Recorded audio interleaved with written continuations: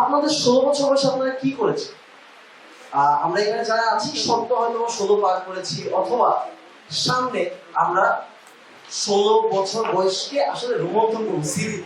কিন্তু আপনার 16 বছর বয়সে আপনি খেলাধুলা করেছেন, পড়াশোনা করেছেন, অথবা কখনো কল্পনার জগতে হারিয়ে গিয়েছেন। সবার জীবনটা আসলে সবার জীবন 16টা আসলে এত সুইট 16 হয় না, অনেকের আবার একটু পরিবর্তন হয়। স্ক্রিন থেকে দেখতে পাচ্ছেন এই 16 বছর বয়সী যিনি নারী আছেন তিনি অ্যাকচুয়ালি একজন মা। আমার সাথে যখন তার দেখা হয়েছে তখন তার 1 বছর বয়সী একটি বেবি আছে। তার জীবনের অধিকাংশ সময় কেটেছে একটা ছোট্ট নৌকায়। মেয়েটির নাম সালমা। মেয়েটি অ্যাকচুয়ালি বেদে কমিউনিটি থেকে বিলং করে। বেদেদের লাইফস্টাইল এক সময় ছিল শুধুমাত্র নৌকায়। তারা নৌকায় নৌকায় বিভিন্ন জায়গায় যেত, তারা বলে গঞ্জে যাওয়া। এখন আর গঞ্জ নেই, বেদেদের নৌকা আর গঞ্জে গঞ্জে সে দাঁড়ায় না। কিন্তু তাদের লাইফস্টাইলটা কিন্তু এখনো সেই আগের মতোই আছে, শুধু নৌকাটা নেই। তাদের নিজস্ব জমি বলে কিছু নেই। মাঝে মাঝে বিভিন্ন জায়গায় এমন ছোট ঘর তৈরি করে তাদেরকে থাকতে দেখা যায় বিভিন্ন হাইওয়ে অথবা রেল লাইনের সাইডে। জীবিকা মানুষের মনোরঞ্জন করা, ক্ষেত্র বিশেষে আমরা তাদেরকে অনেক সময় বিভিন্ন ধরনের ঔষধি গাছপালা বিক্রি করতেও দেখে থাকি। যাদের আসলে নিজের হাতে বিপদ নিয়ে খেলার প্রবণতা আছে তাদের জীবনে আসলে বিপদের শেষ নেই। ভাবে তো আপনি বাংলাদেশের নাগরিক, কিন্তু আপনার একটি আইডেন্টিটি কার্ড নেই, জাতীয় পরিচয়পত্র জিনিসটা আপনার নাই। কারণ কি? কারণ আপনার বাংলাদেশের বুকে একখণ্ড জমি নেই, বা আপনার জানানোর মতো জায়গা নাই যে এইটা আমার আসল ঠিকানা, আমার আসল নেই। এমন হাজারো গল্প বাংলাদেশের চারপাশে ছড়িয়ে আছে। আপনি কি কখনো ভেবে দেখেছেন আজকে সকালবেলা যে রাস্তাটা থেকে আপনি এসেছেন এটা তো পরিষ্কার কিভাবে ছিল? কেউ তো রাস্তাটাকে পরিষ্কার করেছে। আমরা কি তাদের কথা কখনো ভেবেছি? রাত্রবেলা যখন আপনি আমি ঘুমিয়ে যাই জীবনের ঝুঁকি নিয়ে, কারা আসলে এই রাস্তাটা পরিষ্কার করে? তাদেরও একটা ঘর আছে, তাদের একটা স্বপ্ন আছে, তারাও স্বপ্ন দেখে যে বড় হয়ে কিছু একটা করার। পড়াশোনা তাদেরও করতে ইচ্ছা করে অনেক পর্যন্ত। কিন্তু ঠিক কতজন মানুষ সেই সত্যি তার স্বপ্নটা শুনতে পারে? আমি কি কোনো ভেবে দেখেছি? আমরা ভেবে দেখেছি যে যারা আমাদের চারপাশটাকে এত সুন্দর করে গড়ে তুলছে তারা আসলে কি পরিবেশে আছে? সুন্দরবনের একদম গা ঘেঁষে কালিঞ্চি নামে একটা গ্রাম আছে। সেই গ্রামে একটা আদিবাসী শ্রেণী বসবাস আছে। আমরা কি তাদের কথা জানি? জানলেও ঠিক কতটা জানি? আমরা কি জানি সেই আদিবাসী শ্রেণী যদি নিজেদের জমি কখন বিক্রি করতে যায় তার জন্য কোনো একজনের পারমিশন নেওয়ার দরকার পড়ে, অনুমতি নেওয়ার দরকার পড়ে? এবং এই অনুমতির জন্য আসলে যেটা হয়, উচ্চ পর্যায়ের যারা লোক আছে শুধু তাদের পকেটটাই ভারী থেকে ভারী হতে বিভিন্ন দুর্যোগে তাদের ঘর ভাঙে, ঘর আর বলা হয় না। তো হোক মুন্ডা, হোক হরিজন অথবা বেদি, প্রত্যেকের একটা বলার মতো গল্প আছে। প্রত্যেকে তার নিজের গল্পটা নিজে বিলং করে, তার নিজের গল্পে। এবং এই প্রত্যেকটা গল্প বলা আসলে আমাদের জন্য দরকার যদি আমরা সত্যিকারের বাংলাদেশ 2.0 করতে চাই। So hello everyone, welcome to today's session. আমি উজ্জ্বল সাহা, নেশায় একজন স্টোরি টেলার আর পেশায় একজন marketer. As a media marketing manager 2 minute কাজ করি, আর শখের বসে ছবি তুলি এবং গল্প বলতে এবং ভিডিওতে গল্প বলতে পছন্দ করি। So let's come to story telling. গল্প আমরা সবাই বলি। ভাবেন আপনি কালকে রাতেও হয়তো গল্প বলেছেন, অথবা আজকে যেও গল্প বলবেন। এই যে আপনি আজকে প্রোগ্রামে আসছেন, যে বন্ধুকে বলবেন না যে বন্ধু আমি অমুক প্রোগ্রামে গিয়েছিলাম, টেডেক্সে গিয়েছিলাম, এই কথা হয়েছে। কিন্তু গল্প আমরা কতজন গুছিয়ে বলতে পারি বা সবার জন্য বলতে পারি? হোক সেটা মার্কেটিং অথবা স্ট্র্যাটেজি, দুইটা জিনিসে একটা সলিউশন থাকে। For me communication is the best solution. If you know how to communicate with people, কত সুন্দরভাবে আপনি কমিউনিকেট করতে পারবেন, প্রত্যেকটা জায়গায় আসলে কমিউনিকেশন আছে। মোস্ট ইম্পর্টেন্টলি স্ট্র্যাটেজিক কমিউনিকেশন আছে। কমিউনিকেশন আপনাকে শেখাবে কিভাবে আপনি আপনার গল্প, আপনার কথা মানুষের কাছে খুব সুন্দরভাবে বলতে পারেন। আমরা কমিউনিকেশন বলতে বুঝি সাধারণত একজন বা দুজনের সাথে কমিউনিকেট করা, যোগাযোগ করা, কিন্তু কমিউনিকেশন তো অনেকের সাথে হতে পারে। এই যে আমরা ম্যাস মিডিয়া যত কিছু দেখি, it's a part of communication. Communication strategy way আসলে বলতে কি বোঝানো হচ্ছে? আপনি যখন গল্প বলবেন তখন গল্পটাকে এমন ভাবে বলার চেষ্টা করুন যাতে সামনে যারা বসে আছে তাদের মনে হয় যে এটা আমারই গল্প, অথবা আপনি যাদের গল্প বলছেন এটা যেন তাদের গল্প হয়। Power of emotion. মানুষ আসলে অত্যন্ত বেশি ইমোশনাল, মানে মানুষ তখনই কানেক্ট করতে পারে যখন আপনি তার ইমোশনের সাথে কানেক্ট করতে পারেন, সে যখন আপনার ইমোশনের সাথে কানেক্ট করতে পারে। আপনি যে গল্পটা বলছেন, বলার চেষ্টা করছেন, সেটা যেন আপনি যার গল্প বলছেন তার ইমোশনটা ক্যারি করে। Identify your core message. আমি বলতে চাচ্ছি একটা জিনিস কিন্তু বলছি আর একটা জিনিস, এমনটা যেন না হয়। গল্প বলার ক্ষেত্রে আমরা অনেক সময় খেই হারিয়ে ফেলি, অর্থাৎ আমি বলছি এক কথা কিন্তু আমার ভিজুয়াল বা অন্য কিছু প্রকাশ করছে আর এক রকমের কথা। এই ভিজুয়াল বা এই কথা যেটা আমি বলতে চাচ্ছি টপিক, এটা থেকে যেন আমরা বেশি বুঝতে পারি। And the most important part is know your audience. আমরা আসলে কাকে গল্প বলছি? সাতর্থ একজন বৃদ্ধের সামনে আপনি যেভাবে গল্প বলবেন, 16 বছর বয়সী একটা বাচ্চাকে আশা করি সেভাবে বলবেন না, অথবা 2 বছর বয়সী একজন বাচ্চাকেও সেভাবে আপনি গল্পটা বলবেন না। প্রত্যেকের ক্ষেত্রে আপনার স্টোরি টেলিং এর স্টাইলটা ডিফারেন্ট হবে। আজকে কথাগুলো শুনে মনে হতে পারে যে এত কিছু জেনে কি করব। আপনারা যদি কেউ স্টোরি টেলার হতে চান, অনেক মার্কেটার হতে চান, অথবা মার্কেটিং ম্যানেজার হতে চান, মার্কেটিং এ যাইতে চান, বা লাইফের যে কোনো ক্ষেত্রে আপনার এই ট্রিক্সগুলো জানা খুব দরকার। কমিউনিকেশন ইজ দ্য কি ফ্যাক্টর আপনার লাইফ। আপনার কমিউনিকেশন ঠিক তো আপনার দুনিয়া ঠিক থাকবে। Focus on impact. আমরা যখন একটা গল্প বলছি বা স্টোরি টেলিং করছি বা কারো একটা ঘটনা শেয়ার করতে যাচ্ছি, তখন অবশ্যই ইমপ্যাক্টটা চিন্তা করতে হবে। অর্থাৎ আমি কিসের জন্য গল্পটা বলছি, আমি আসলে কি চেঞ্জটা চাই। আমি হরিচন্দ্রের গল্প বলছি যাতে তার থাকার জায়গাটা আর একটু সুন্দর হয়।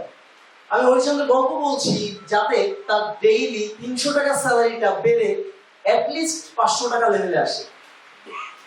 অনেক ক্ষেত্রে 300 টাকা পাওয়াও যায়। সবকিছু মূলে আপনার নিজের থাকতে হবে অথেন্টিসিটি। আমরা অনেক সময় গল্প বলতে চেয়ে গল্পটাকে আরো বেশি রাঙিয়ে দিই, যেটাকে বলবো যে আরো বেশি করে বলার চেষ্টা করি। আপনি যতটুকু জানলেন ততটুকু বলুন, দেখবেন মানুষ ওটাই পছন্দ করছে। খুব বেশি লবণ হলে যেমন তরকারি খেতে ভালো লাগে না, গল্প তেমন বেশি রাঙিয়ে গেলে শুনতে ভালো লাগে না। The fun part, how you can be a storyteller, or I would like to say a storyteller as a self-learner. আমি উজ্জ্বল সাহা একটা সময় এই টেলের ভলেন্টিয়ার ছিলাম, সেখান থেকে আজকে আপনাদের সামনে বলতে আসছি আমার নিজের গল্প, আমি যেটা জানি সেটা।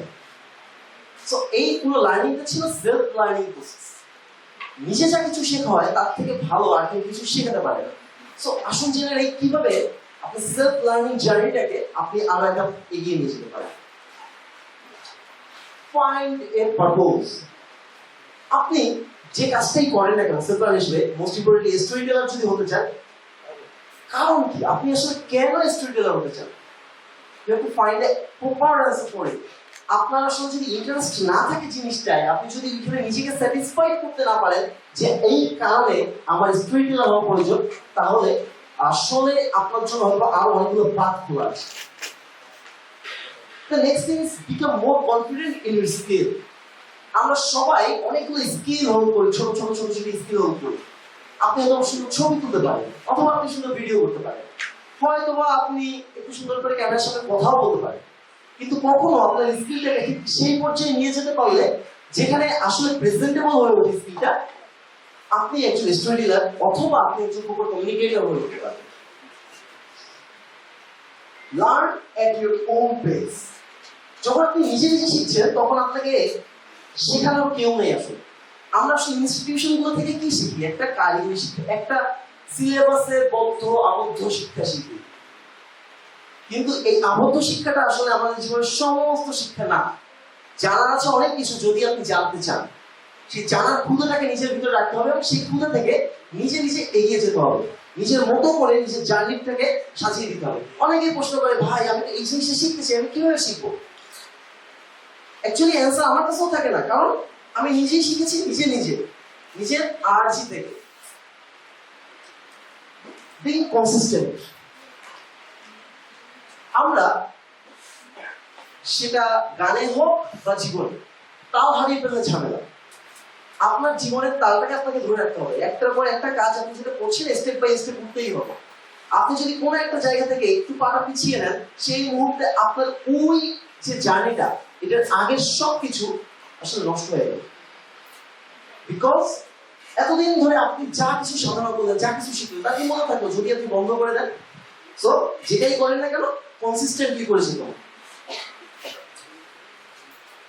না, telling the story is not that. আমরা সবাই মনে করি আমি বিদেদের গল্প বলছি, বা আমি হরিজনের কথা বলছি, বা আমি আমাদের বাংলাদেশের ক্রিকেটার সালমার কথা বলছি, যারা ঠিক মতো স্যালারি পায় না, বলাটাই হয়তো শেষ। নো, এখানেই শেষ না। You have to work. যে পর্যন্ত আপনার ওই যে বলছিলেন পারপাসটা সার্ভ না হচ্ছে, সেই পর্যন্ত আপনাকে আসলে কাজ করে যেতে হবে, কাজ চালিয়ে যেতে হবে। যদি নিজের লাইফ থেকে বলি, আমার লাইফে আমি অনেক দিন ধরে ছবি তুলি, গল্প বলার চেষ্টা করি, কিন্তু এই গল্প বলার মাঝখানে যখন আমি আসলে দেখলাম যে শুধু গল্প বলাই আসলে শেষ না, তখন মানুষের জন্য আমার অনেক কিছু করার আছে। তখন আমার লাইফে অনিশা বিশ্বাসের সাথে আসলে দেখা হয়, যার আসলে স্বপ্ন ছিল মেয়েদেরকে নিয়ে কিছু করার, নারীদেরকে ফ্লো করার। অন দ্য সেম টাইম আমি একটা প্রজেক্টে কাজ করতেছি, যখন নারীদেরকে নিয়ে আমি উমেন সোশ্যাল চেঞ্জ, আমি একটু সামনে যাবো, কাজ করব। তো সেই দেখার স্বপ্ন থেকে আছে হাঁটি হাঁটি পাপা করতে করতে আমাদের অর্গানাইজেশন প্রজেক্ট উই ফর্ম করে দিচ্ছি। আমাদের সাথে বলতে চাই, সেই স্টোরি টেলিং যেটা থেকে আমি গল্প বলা শিখেছি, কেন বলা এই পর্যন্ত আসলাম সেটা বলি। এই স্টোরি টেলিং পাওয়ারের জন্য আজকে প্রজেক্ট উই 2000-এরও বেশি নারীকে নিয়ে কাজ করে, এবং বাংলাদেশের সেই সব অঞ্চলে কাজ করে যেখানে আর কেউ পৌঁছাতে পারে। আজকে আমাদের নিজস্ব স্কুল আছে, যেখানে আমরা বাচ্চাদের আসলে ক্রিয়েটিভ লার্নিং শেখাচ্ছি, যেটা আমরা আসলে ইউনিভার্সিটি এসে অ্যাচিভ করতে চাই, যেসব স্কিল আমরা শিখতে চাই, সেই সমস্ত জিনিস শেখাচ্ছি। একটু আগে যাদেরকে দেখলাম, ছোট ছোট বাচ্চারা, এদের অনেকে এখন পাওয়ার পয়েন্টে স্লাইড তৈরি করতে পারে, নিজেদের মতো করে কথা বলতে পারে, কবিতা আবৃত্তি করতে পারে।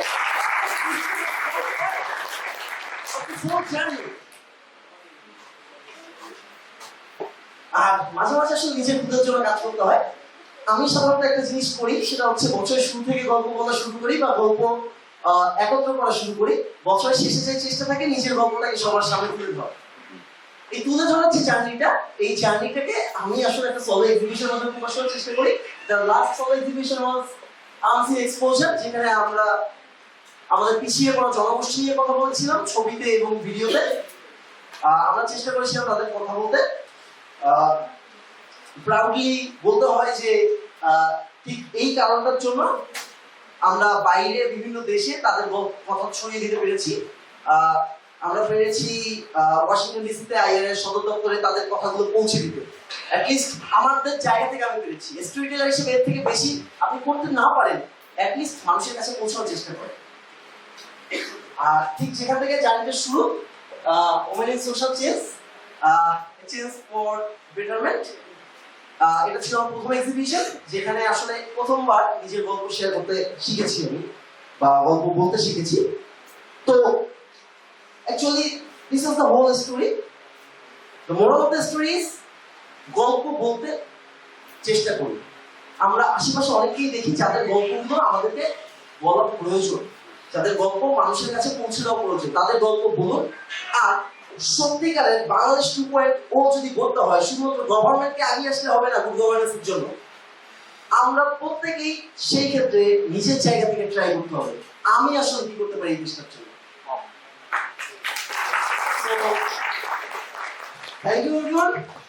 একটা মাত্র আহ্বান রেখে জানাবো যে আপনি যেখানেই থাকেন, যাই করেন, যেভাবেই থাকেন, সবসময় হাসতে শিখুন আর মানুষের জন্য কাজ করতে শিখুন আর মানুষকে ভালোবাসতে শিখুন। Thank you, thank you.